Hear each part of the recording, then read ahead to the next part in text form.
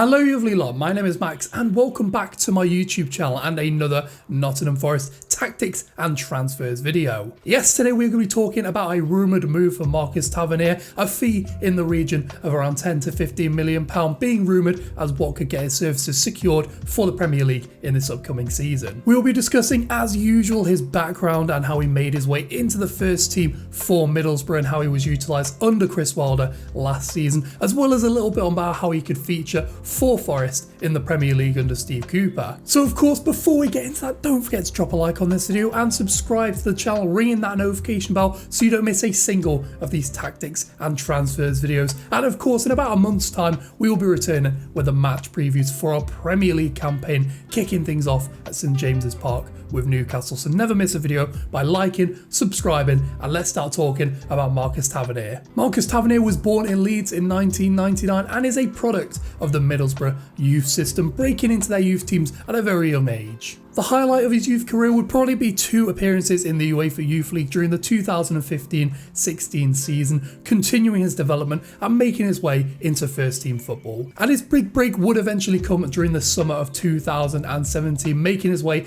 into the first 11 for Middlesbrough for the very first time during a 3-0 win in the FL Cup against Scunthorpe.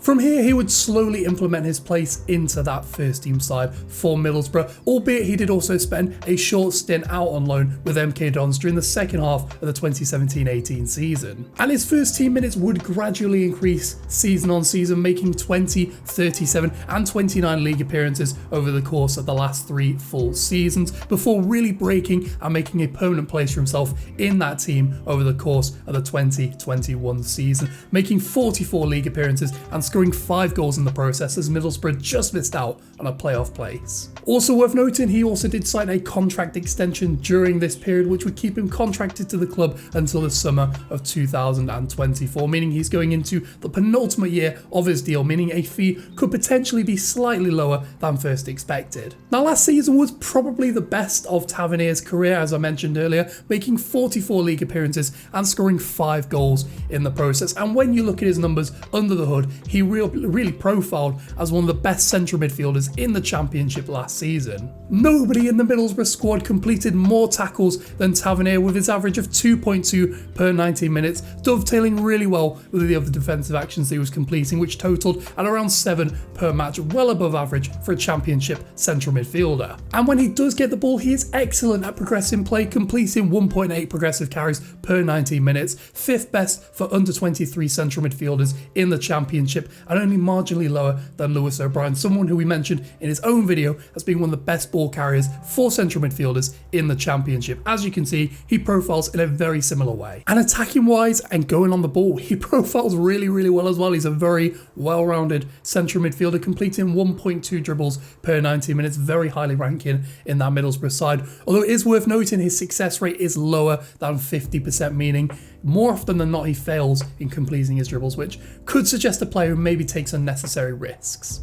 And as we mentioned, those attacking facets of his game are also fantastic, ranking in the top 10% of Championship midfielders for combined XG and assists per 90 minutes, as well as the top 20% of central midfielders for passes into the penalty area per 90 as well. If I was to find one weakness in his game, it would probably be his finishing when he does get the chance to try and score a goal. He ranked as one of the worst central midfielders in the Championship for conversion rate over the course of the last season. Scoring goals, definitely not his strongest point, and I think his best work is done in and around the box, helping create chances and impact play as best as possible, where he's not necessarily the one finishing off chances. So with that being said, let's start talking now about how he was implemented with Chris Wilder's Middlesbrough side over the course of the last season. And as you'd imagine, there are going to be some similarities between this Middlesbrough side and Chris Wilder's Sheffield United side of the last few seasons. So as you can see, Middlesbrough predominantly played that 3 at the back system that we all know and love from Chris Wilder during his time at Sheffield United, and predominantly it looked kind of like a 3-5-2, not too dissimilar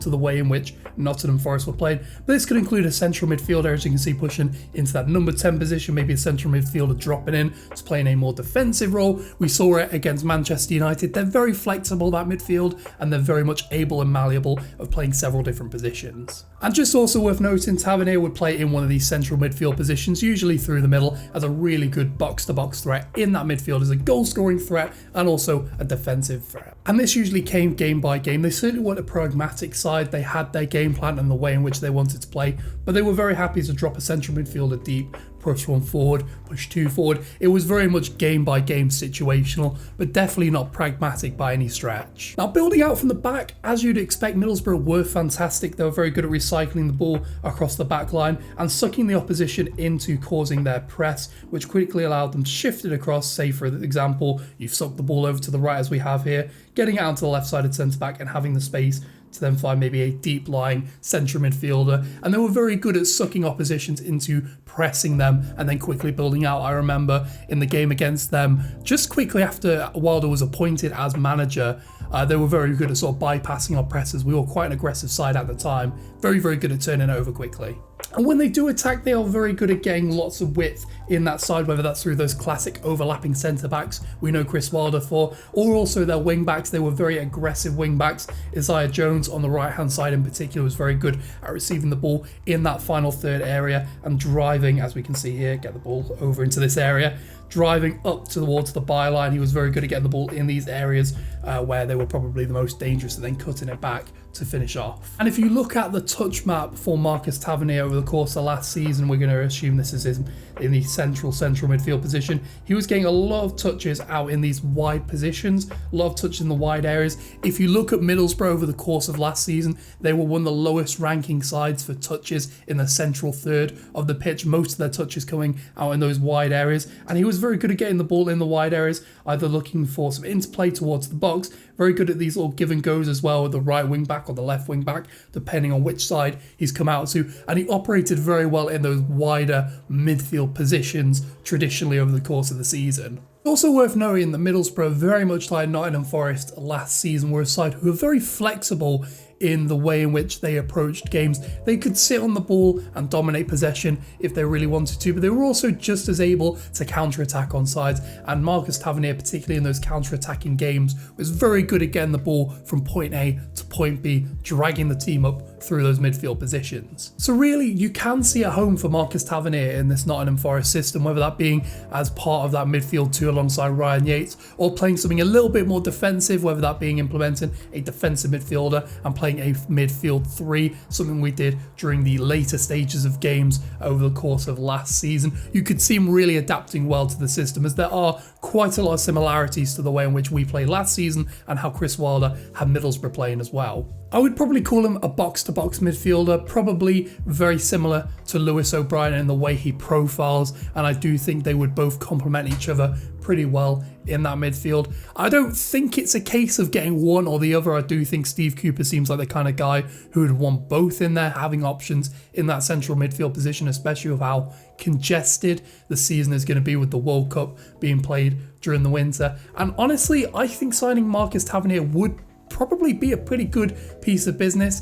I don't think I'd go over £15 million. I think that would be the point in which I would pull out of the deal. But I think a deal in the region of £10 to £12 million, similar to that of Lewis O'Brien, would probably constitute a good piece of business. But of course, let me know in the comment section down below what you think of Marcus Tavernier. Do you think he'd be a good fit for this Nottingham Forest system? As I've highlighted there, I think he'd be a good piece of business and a good option in the central midfield, but I think there is definitely a point in which I would look at other options when he becomes overpriced, and that would probably be at around the £15 million mark. But as always, let me know in that comment section below what you think of Marcus Tavernier. And of course, whilst you're down there, drop a like on this video and subscribe to the channel so you do not miss a single Nottingham Forest tactics and transfers video coming up in the next few weeks. And of course, the match previews will be returning to the channel as and when we kick off our campaign against Newcastle in about a month's time, so stay tuned for that. I also have Twitter and Instagram. I don't usually plug them, but drop me a follow on Twitter and Instagram to keep updated for when new videos come out. It's at MaxDJ Goodwin